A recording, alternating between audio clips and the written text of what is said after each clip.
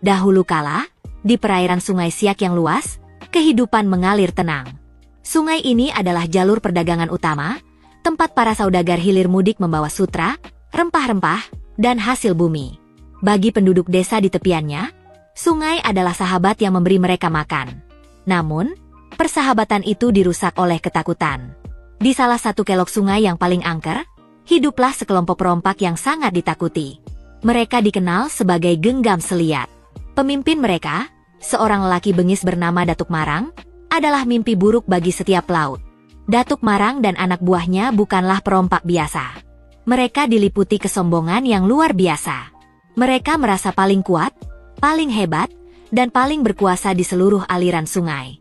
Mereka tidak hanya merampas harta, mereka senang melihat orang lain menderita.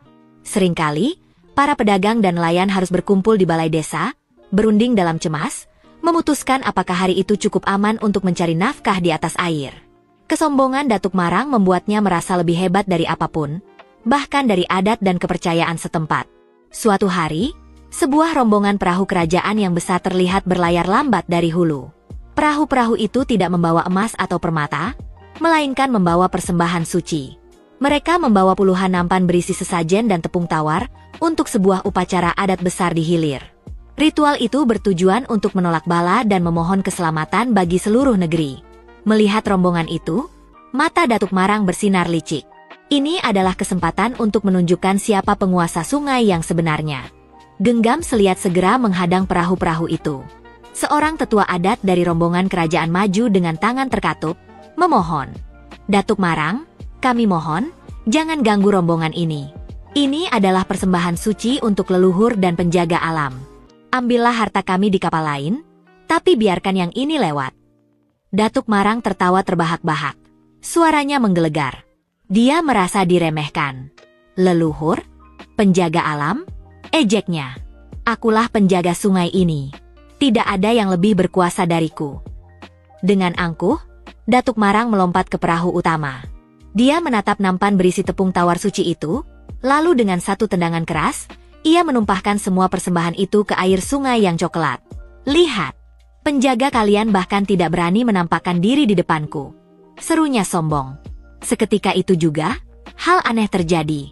Sungai Siak yang tadinya mengalir deras, mendadak berhenti. Angin yang tadinya berdesir, mati seketika. Suasana menjadi hening mencekam.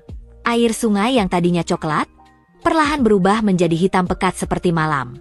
Tiba-tiba, sebuah pusaran air raksasa muncul tepat di bawah kapal-kapal perompak. Pusaran itu mengunci mereka, menarik mereka ke bawah. Datuk Marang dan anak buahnya panik. Mereka berusaha mendayung sekuat tenaga, tetapi kapal mereka tidak bergeser sedikit pun. Dari dalam air, terdengar suara gemuruh, seolah suara ribuan orang yang pernah mereka sakiti. Kalian hidup dari sungai ini. Suara gaib itu menggema di seluruh tepian. Kalian meminum airnya, tapi kalian mengotorinya dengan keserakahan dan kesombongan. Kalian mengambil tapi tak pernah memberi hormat. Datuk Marang menjerit ketakutan. Kesombongannya luntur. Maka, jadilah kalian penjaganya. Lanjut suara itu. Amarah kalian akan menjadi taring. Kekejaman kalian akan menjadi sisik. Kalian akan menjaga sungai ini selamanya dari orang-orang serakah seperti kalian. Pusaran air itu berputar semakin kencang. Satu persatu, kapal perompak itu remuk dan ditarik ke dalam lumpur pekat di dasar sungai Siak. Datuk Marang dan seluruh anggota Genggam Seliat lenyap di telan air yang murka. Setelah kejadian itu, sungai Siak kembali tenang. Para pedagang dan nelayan kembali berlayar dengan damai. Mereka mengira mimpi buruk telah berakhir. Sampai beberapa bulan kemudian, sekelompok perompak baru yang tidak tahu cerita itu mencoba peruntungan mereka. Mereka datang dari negeri jauh, mendengar bahwa sungai Siak kaya raya. Ketika mereka mencoba merampok sebuah perahu dagang yang lemah, tiba-tiba air di depan mereka bergolak hebat. Muncul dari kedalaman, belasan ekor buaya raksasa.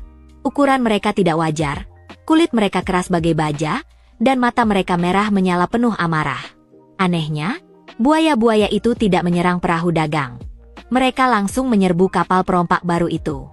Dalam sekejap, kapal penjahat itu hancur berkeping-keping, dan para perompak itu diseret ke dasar sungai, lenyap tanpa sisa. Sejak saat itulah, penduduk setempat mengerti. Datuk Marang dan anak buahnya tidak benar-benar lenyap. Arwah mereka telah dikutuk, menjelma menjadi kawanan buaya siluman. Mereka kini dikenal sebagai buaya perompak, penjaga gaib Sungai Siak. Mereka tidak mengganggu orang baik yang mencari nafkah. Tugas mereka hanya satu, menghukum siapa saja yang datang dengan niat jahat, keserakahan, dan kesombongan di hati mereka. Kisah ini menjadi pengingat abadi. Hingga hari ini, para pelaut yang melintasi Sungai Siak selalu menjaga tutur kata dan perbuatan. Mereka tidak berani berkata sombong atau berbuat curang di atas air. Karena mereka percaya, di kedalaman sungai, para penjaga yang dikutuk itu masih setia mengawasi.